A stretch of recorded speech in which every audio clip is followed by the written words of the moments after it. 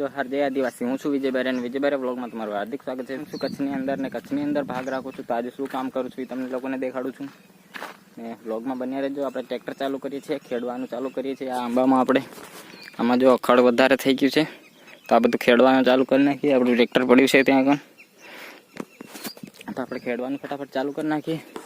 બાકી આ જો કેળા ને આ મોટા આંબામાં આપણે ખેડી નાખ્યું છે। ચોખ્ખા થઈ ગયા છે, મોટા આંબા કમ્પ્લીટ થઈ ગયા છે। બાકી તમને દેખાડું તો આપણે અંજીરનું ઝાડ હતું એ સુકાઈ ગયું હતું, પણ પાછું સુકાય છે। જુઓ, આપણે આ ખડમાં દવા છાંટી તો આને અડી ગઈ હતી, એના હિસાબે આ પાંદડા સુકાઈ ગયા હતા, પણ આ પાછું થાય છે। આ જો, અને આ કેળાની ઘાડ જો, પણ હમણાં તો બગડી જાય છે। ઘણા કેળા થયા હતા પણ બગડી જાય છે। એનું કારણ છે કેમ કે વરસાદમાં નથી રહેતા, બગડી જ જાય છે।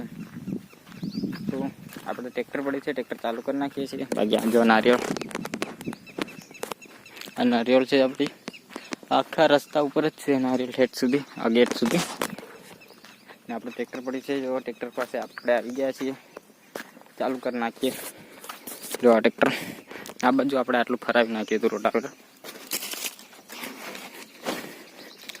આ જો તમને દેખાડું કે આપણે આમાં વચમાં તુવેર વાવેલી છે આ, એટલે આ તુવેર વાળા આપણે છોડવાના છે। એટલે આડું ફર છે નહીં, એટલે એના માટે આપણે પહેલાં એક આવી રીતે જવા દઈશું આંબાની, અહીંયાથી આમ જવા દઈશું, પાછું આમ લેશું, આમ આવી રીતે જવા દેવું પડશે, કેમ કે વચલું જે આંબાની સીધમાં સામે આવે છે એ સાફ થઈ જાય એના માટે। જો આપણે ચાલુ કરું છું ટ્રેક્ટર।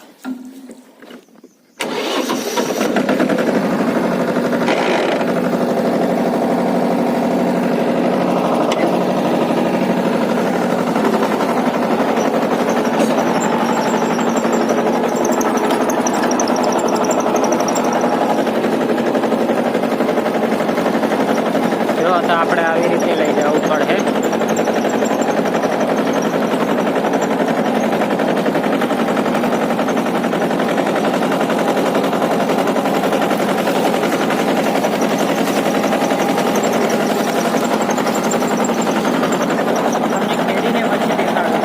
જો દોસ્તો આપણે હું તમને દેખાડી દઉં કે કઈ રીતે ખેડું છું।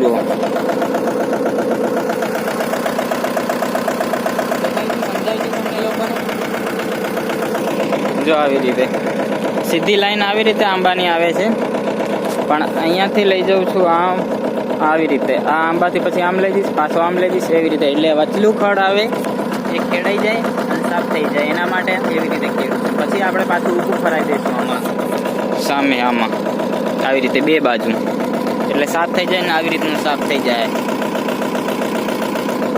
બ્લોકમાં બન્યા રહેજો, દેખાય છે આમાં સરખું ખબર પડે કઈ રીતે ખેડી છે। હવે આપણે આ ઊભા ફાટકા ખેડી નાખીએ એટલે ચોખ્ખું થઈ જાય, પછી તમને દેખાડું છું કઈ રીતે દેખાડું છું। તો કમ્પ્લીટ સાફ થઈ ગયું છે આ બાજુનું, જો વચલું પણ સાફ થઈ ગયું આંબાની, અને આ બાજુનું પણ સાફ થઈ ગયું, આ બાજુનો ભાગ। તો હવે આપણે આ ભાગ બાકી છે, આ બાજુનો આટલો અડધો, તો એ ખેડી નાખું, પછી તમને દેખાડું છું કેવું કમ્પ્લીટ થાય છે। તો જો દોસ્તો આ કેવું ખેડાઈ ગયું છે, જો આવી રીતનું ચોખ્ખું થતું આવે છે। હવે આ પાછું ખેડી નાખું, ચલો આજનું બીજું ખેડાય છે પછી તમને મળું છું। ટ્રેક્ટરની અંદર ડીઝલ થઈ ગયું છે પૂરું, અને હવે આપણે ચાલુ કરીએ છીએ દવા, કેમ કે આપણે કડર આવી ગઈ છે આંબાની અંદર। થોડીક એક બે આંબા છાંટી દઈએ, અને નાના જામફળ છે આપણે લાલ, એમાં છાંટી દઈએ આપણે દવા। તો જો દોસ્તો આપણે દવા ચાલુ કરી દીધી છે ખડની। આ જો આપણા રૂમ છે એના બાજુમાં જે આ ખડ ઉગેલું છે એને દવા છાંટી દઈએ તો સુકાઈ જાય। આ જો આપણે આગળ છાંટી દીધું તો આવું થઈ ગયું છે।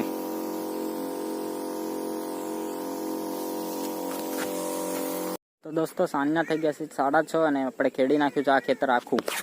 આ જો આ જામફળ વાળું બધું જ ખેડાઈ ગયું છે, આપણું કમ્પ્લીટ થઈ ગયું છે। આ બાજુ પણ ઓલો થુવેર વાવી હતી એ બધું જ ખેડાઈ ગયું છે। અહીંયાથી આપણે આડું મારવાનું બાકી છે, આ થોડુંક જે થુવેર નથી વાવી અંદર જામફળ છે લાલ, એમાં આડું મારવાનું બાકી છે, તો એમાં આડું મારી દઈશું ને કાલે। અને આપણું આ જો આ થુવેર વાળું પહેલું ફાટું જો થઈ ગયું છે ઠેઠ સુધી કમ્પ્લીટ।